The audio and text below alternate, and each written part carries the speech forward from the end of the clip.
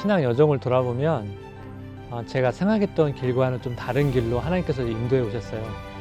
또 그 과정을 돌아보면 그것이 최선이었고요.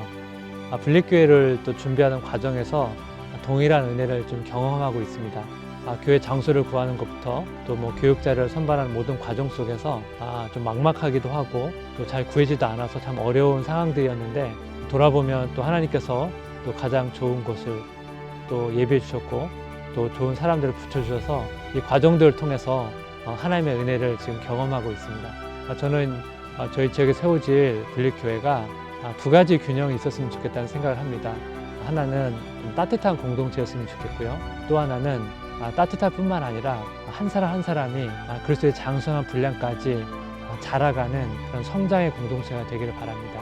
이 두 가지가 함께 있을 때 가장 하나님이 기뻐하시는 공동체가 아닐까 생각을 합니다.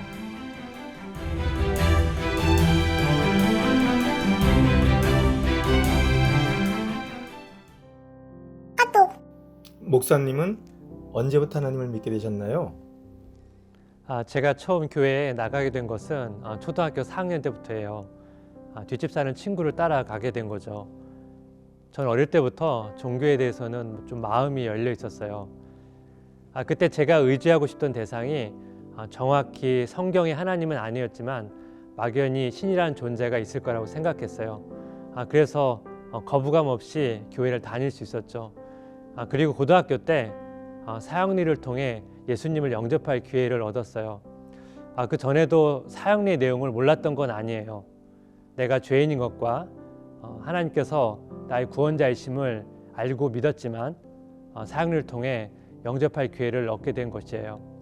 크게 볼 때 교회를 처음 다닌 후부터 고등학교 때까지는 제 신앙의 기초를 점점 다져가는 시기였던 것 같아요. 목사님의 대학 시절 신앙생활이 궁금합니다. 대학교 1학년 때 CC라는 선교단체에서 활동을 했어요. CC에서 제자훈련을 받고 또 제자훈련을 인도하면서 신앙의 전환점을 맞이했어요. 저희 대학 시절을 돌아보면 전공 공부 외의 모든 시간은 아마 CCC에 쏟았던 것 같아요. 제자훈련 통해서 한 영혼이 변화되는 것, 거기에 매료되었던 것 같아요. 나를 변화시킨 주님께서 나를 통해서 누군가를 변화시킨다는 것, 이 제자훈련 사역은 제가 평생을 들여 해나갈 사역이라고 생각을 했어요. 그리고 1999년도에 CCC 전국 총순장으로 섬기게 되었어요.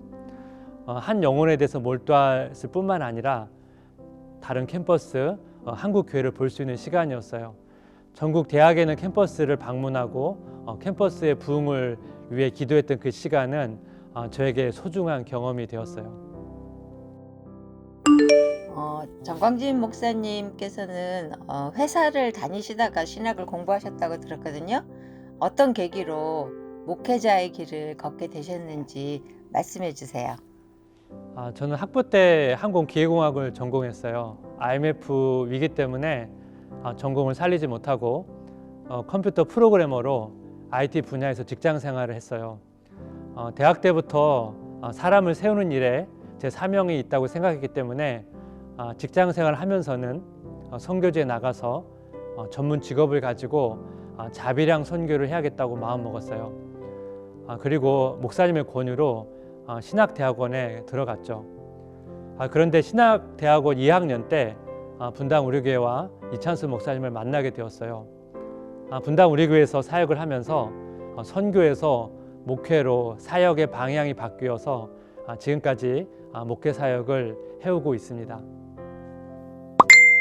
분당 우리 교회에 몇 년도에 오셨으며 그동안 주로 어떤 사역을 담당하셨나요? 저는 2005년도에 분당 우리 교회에 부임했습니다.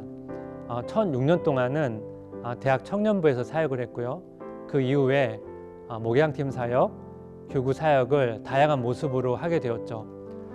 지난 17년간 변함없이 맡았던 사역은 훈련과 양육을 주관하는 훈련부과 사역이라고 말할 수 있습니다. 목사님, 가족 소개 좀 부탁드릴게요. 그리고 사모님은 어떻게 만나신 거예요? 저는 올해 고등학교 1학년 또 초등학교 6학년에 올라가는 두 딸의 아빠입니다. 저희 가족은 저와 안사람, 두 딸 이렇게 네 식구로 이루어져 있습니다. 제가 아내를 처음 만난 건 29살 되던 해에 신촌에 있는 어느 교회였어요. 당시 아내는 저보다 먼저 그 교회를 다니고 있었고요. 둘 다 직장 생활을 하고 있었습니다. 아내와 저는 영적 목마름과 직접 호기심이 많았어요. 데이트할 때도 신학책을 읽고 또 물론 신학책 말고도 뭐 시집이나 문학 서적이나 경제 서적들도 함께 읽고 나누었어요. 저에게 선교에 대한 마음을 주셔서 같이 직장을 그만두고 총신 신학대학원에 입학했습니다. 졸업할 때까지 3년 동안 같이 다녔죠. 신대원 2학년 때 결혼을 했는데 3학년 2학기 때 저희 첫째가 태어나서 한 학기 동안 첫째 아이를 유모차에 태우고 수업을 들었어요. 교수님들과 동기 전사님께서 저희 상황을 이해해 주셔서 아주 특별한 경험을 하게 되었습니다. 목사님의 MBTI가 궁금합니다. ISTJ라고 추측하는 사람이 있던데요. 저희 MBTI는 INFJ예요. 제가 처음부터 INFJ는 아니었어요.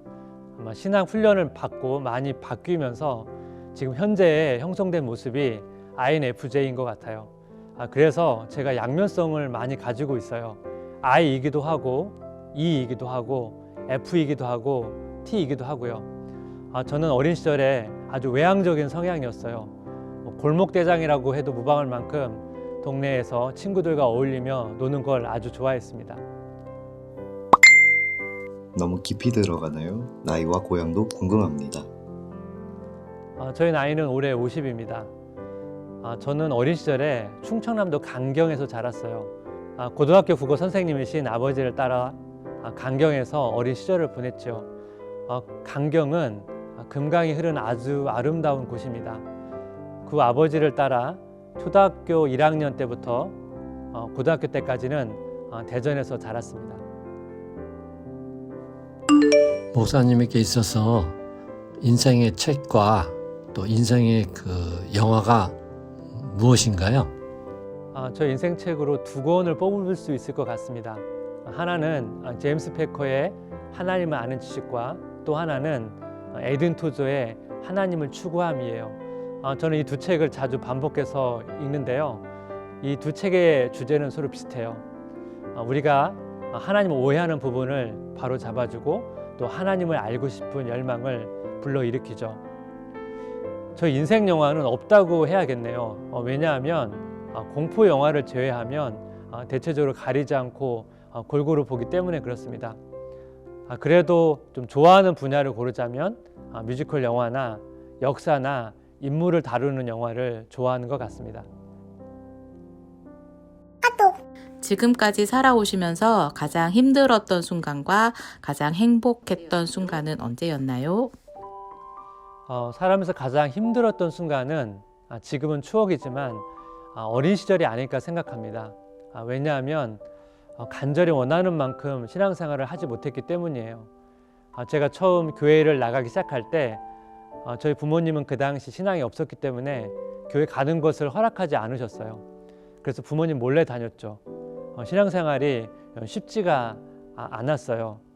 내 마음껏 예배를 드릴 수도 없었고 편안히 집안에서 성경을 읽을 수도 없었어요.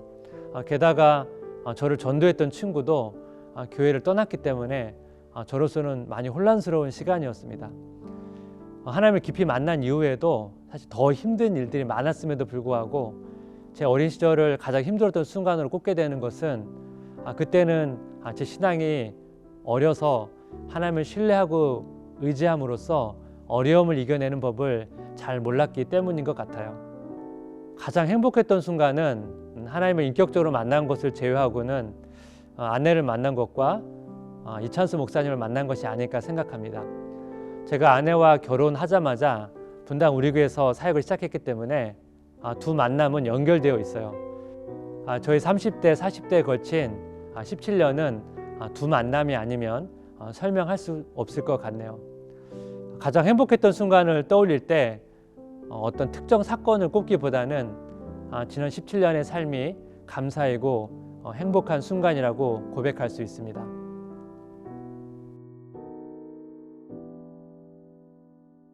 분립교회를 준비하면서 제 안에 떠오른 단어가 있습니다. 시그널이라는 단어예요. 이 단어는 명사로 신호라는 의미이고 동사로 신호를 보내다라는 의미를 가지고 있습니다. 이 의미를 영적으로 적용해 보면 교회는 하나님께서 교회에게 주신 신호를 세상 가운데 보내는 곳입니다. 저는 저희 지역에 세워질 우리 교회가 하나님께서 보내시는 놀라운 신호를 세상 가운데 잘 흘려보낼 수 있는 교회가 되기를 소망합니다.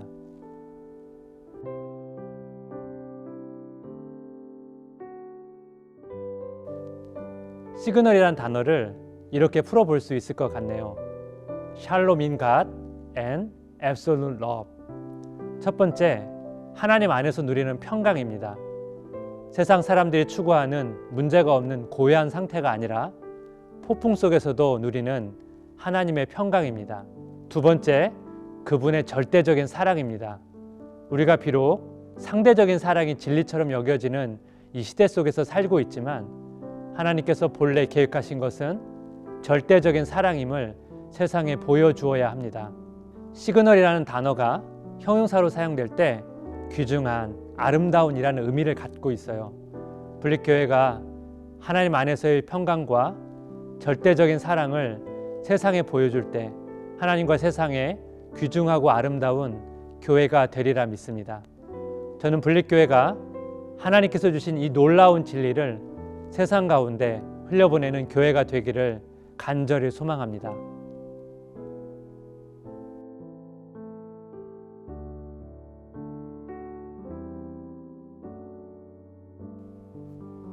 주일 예배 시간은 9시, 11시 30분, 2시 예배를 생각하고 있습니다.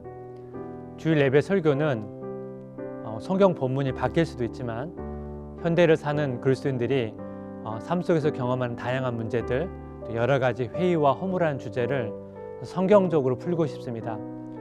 그래서 전도서 강해를 생각하고 있습니다. 수요 예배 설교는 신학 강좌와 같은 다양한 주제들을 좀 다루려고 합니다. 당장은 신앙 강좌를 다양하게 개설하기가 어렵기 때문입니다. 필요한 주제를 중심으로 말씀을 나누고 기도하는 시간을 가지려고 합니다. 더불어 수요 예배 때 주일학교 어와나를 함께 진행합니다. 금요 기도회는 분립교회 시작 단계에서는 진행하지 않습니다. 새벽 예배는 현재 분당우리교회 새벽 예배처럼 영상 녹화 예배로 드리려고 합니다.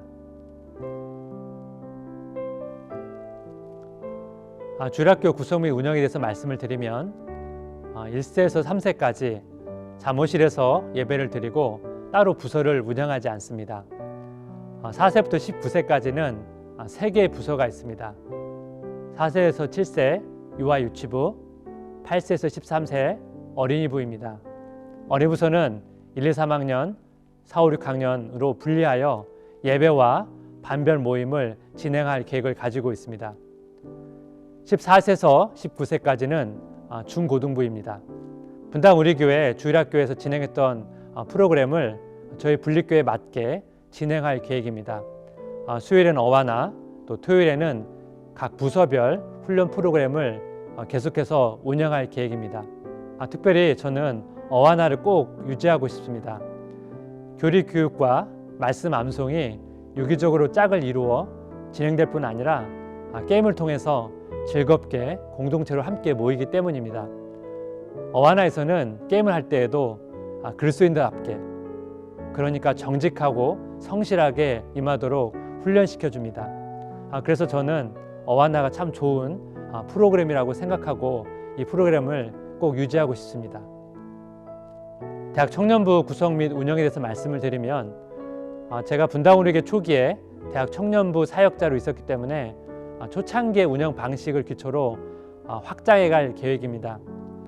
분당우리교회 초창기에는 대학 청년부 예배가 따로 있지는 않았습니다. 주일 오후 예배가 끝나면 대학 청년부 사역자가 앞으로 나와서 세바시처럼 간략하게 필요한 나눔과 광고 등을 하고 곧바로 GBS 모임으로 이어졌습니다.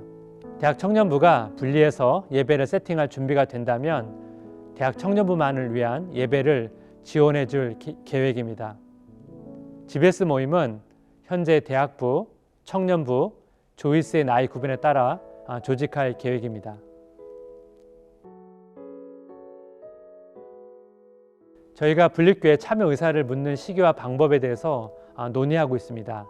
이때 여러 봉사자 모집도 함께 이루어질 것 같습니다.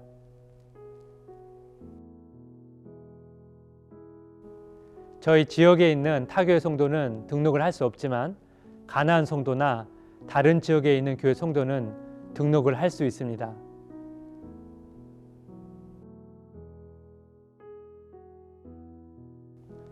교회 공간은 크게 두 부분으로 나누어집니다. 첫 번째 공간은 대예배실이고요.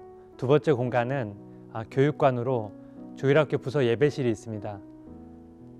교육관 2층 테라스가 있는 공간과 소예배실은 주중에 성도님들이 간단히 차를 마시고 교제도 나누고 자녀들과 함께 와서 책을 읽을 수 있는 공간을 만들 계획입니다. 자녀들부터 작년 1위까지 추천 도서를 교회 2층에 배치할 계획입니다. 책을 사지 않아도 교회 오시면 마음껏 읽을 수 있도록 할 것입니다. 저희 교회 공간이 모든 것을 담을 수 있는 공간 크기는 아닙니다. 현재 식당 공간은 생각하지 않고 있습니다. 코로나가 종식되어 식사를 할 수 있는 여건이 된다면 업체를 불러서 식사를 하는 방식으로 진행해야 할 것 같습니다. 기도실은 따로 만들지는 않습니다. 주중에 잠옷실이나 부서 예배실을 활용해서 기도하실 수 있도록 환경을 만들 예정입니다. 교회 오픈과 클로징 시간은 코로나 상황이라 주중 저녁 예배 시간을 제외하고는 오전부터 오후까지만 개방할 계획입니다.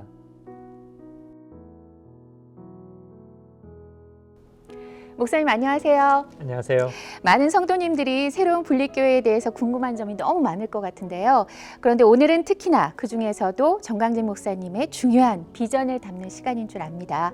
특별히 책 읽기를 통해서 온 세대의 신앙훈련을 계획한다고 들었는데요. 어떤 계기로 시작하게 됐는지 말씀해 주실 수 있을까요? 네.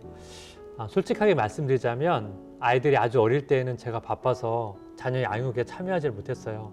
그러던 어느 날 아내의 간절한 부탁으로 아이들의 신앙훈련을 도와주기로 하고 아이들과 신앙에 관한 이야기를 나누게 되었어요. 저희 집 아이들이 주일학교에서 열심히 신앙생활을 하고 있었지만 이 정도는 충분히 알고 있을 것 같던 내용을 정확히 이해하지 못하고 있는 것을 발견했어요. 네. 그래서 좋은 책으로 보완하는 방식이 필요하다고 생각하게 된 거죠. 네, 목사님 가정에서는 자녀들과 책 읽기를 통한 신앙훈련을 어떻게 진행했는지 알고 싶습니다. 처음에는 일주일에 한 번, 15분 정도 자녀들과 1대1로 책 나눔을 했어요. 제가 책을 선정해서 딸에게 책을 읽어오게 하고 읽은 내용을 가지고 대화를 하는 방식이었어요. 네. 제가 아이에게 부탁한 것은 첫 번째는 책을 읽다가 이해가 안 되는 것을 표시하고 두 번째는 새롭게 깨닫거나 좋았던 부분을 표시하라는 것이었어요. 그리고 책 나눔 시간에 아이와 이야기를 나누는 거죠. 첫 번째, 아이가 잘 이해를 못한 내용은 제가 보충해서 설명을 해주고 네. 두 번째, 아이가 읽으면서 좋았던 내용은 제가 잘 들었어요. 이 책 나누면서 제가 제일 중요하게 생각한 것은 시간이었어요. 네. 15분을 넘기지 않으려고 했죠. 그게 좋네요. 이런 방식으로 한 몇 년 동안 아이들과 1대1로 진행했고요. 지금은 가정 예배 때 온 가족이 각자가 읽은 책을 가지고 나눔을 하고 있어요. 네, 시간이 길지 않아서 정말 좋습니다. 몇 년 동안 책 나눔을 하셨다고 하셨는데 주로 어떤 류의 책이었나요? 처음에는 기독교 세계관을 세워야 했기 때문에 신앙서적 중심으로 시작했습니다. 네. 신앙서적이 가장 많고요. 이후에는 소설, 철학, 미술 관련 책들도 했습니다. 여기서 중요한 것은 자녀가 좋아하고 관심 있는 책들을 포함시켰다는 것입니다. 저희 딸이 이제 미술에 관심이 많았기 때문에 미술 관련 책들을 추천해 주었고요.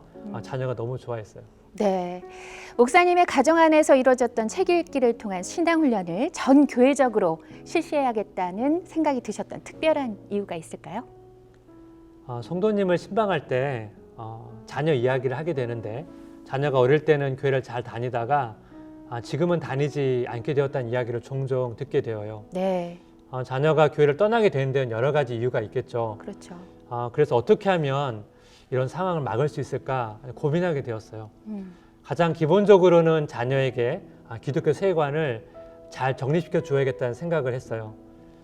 자녀가 성경의 진리가 무엇인지 또 기독교 세관으로 세상을 어떻게 보아야 되는지를 잘 모른 채 학교로부터 세상으로부터 수많은 정보를 접하다 보니까 성경 진리를 혼란스러워하고 또 회의에 빠지게 되고 결과적으로는 기독교 진리에 대한 확신이 흔들리는 경우가 생기는 것 같습니다. 네.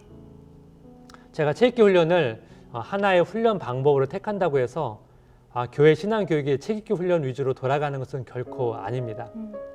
책읽기 훈련은 교회에서 해왔던 훈련이나 양육을 대신하는 것이 아니라 보완하는 것입니다. 그리고 각 가정에게 가이드를 드리는 것이죠. 나이에 맞게 꼭 읽었으면 하는 책들을 교회에 아낌없이 배치할 거고요. 네. 교회에 오면 그 책들을 마음껏 볼 수 있게 할 거예요. 물론 개인적으로 책을 구입할 수도 있고요. 네. 책 읽기를 통한 신앙훈련의 부모의 역할이 너무 중요할 것 같은데요. 부모가 제대로 준비가 되어 있지 않으면 시작할 수 없는 건가요?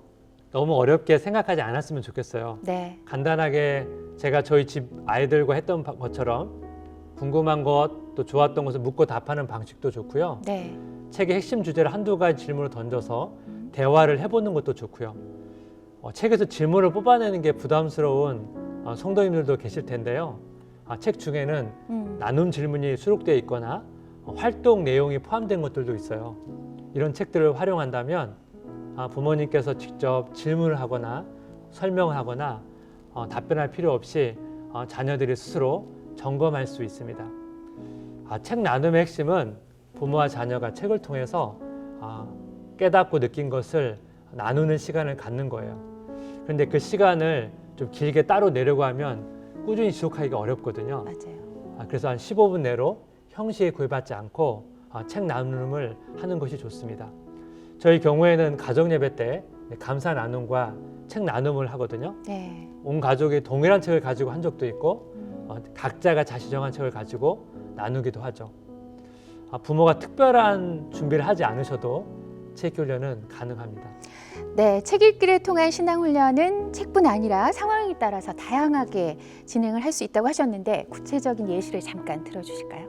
네, 책 읽기 훈련의 가장 최적의 시간은 미취학이나 초등학교 때라고 생각을 하고요. 네. 청소년의 경우에는 청소년에 따라 좀 다르겠지만 좀 거부감을 가질 수도 있어요. 맞아요. 영상에 익숙해져서 책 읽는 것이 부담이 될 수도 있고 또 거부감이 있는 자녀들은 책 읽기를 강요할 게 아니고 책 대신해서 좋은 영상 자료를 가지고 자녀와 대화를 시작할 수 있어요. 영상과 책을 병행할 수도 있고요. 네. 책뿐 아니라 영상도 포함이 된다면 신앙교육이 될 만한 문화생활을 찾아서 아이들과 함께하는 것도 방법이겠네요. 네, 아주 좋은 방법입니다. 네. 예를 들면 가족이 함께 영화를 보고 대화를 나눌 수도 있고요. 네. 바이블 프로젝트라는 성결 권병 영상이 있거든요. 이 영상을 보고 이야기를 나눌 수도 있습니다. 중요한 것은 여러 가지 방법을 가지고 기독교 세계관을 주제로 자녀와 대화를 나누는 것입니다. 네, 책 읽기를 통한 신앙교육을 하고 연말에 나눔이 잘 된 가정에 대해서는 상을 준다든지 무슨 보상적인 측면도 계획하고 계실까요? 가정마다 상황에 맞게 창의적 방법으로 진행하시면 되는데요. 그래서 잘된 가정을 좀 분별하는 것은 쉽지 않은 것 같습니다. 오히려 이 책 읽기 교육 취지에 맞게 꾸준히 지속적으로 행한 가정에게 시상을 행할 수는 있을 것 같습니다. 네, 오늘 분립교회 목사님께서 특별히 마음을 쓰고 계신 책 읽기를 통한 온 세대의 신앙교육에 대한 얘기를 들어봤는데요. 말씀대로 가정마다 책을 통한 신앙교육이 잘 이루어져서 기독교적 세계관이 든든하게 세워졌으면 하는 바람입니다. 목사님 오늘 말씀 감사합니다.